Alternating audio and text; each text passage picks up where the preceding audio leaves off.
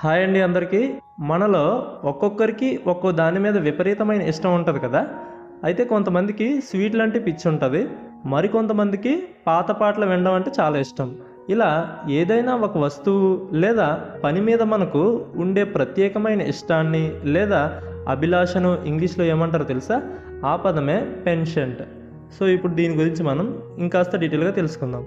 దీనికి మనం డెఫినేషన్ చూస్తే ఏ special fondness are liking for అని, అంటే ఇది ఏదైనా విషయం పట్ల సహజంగా లేదా చాలా బలంగా కలిగే ఇష్టం లేదా మక్కువను సూచిస్తుంది అనమాట.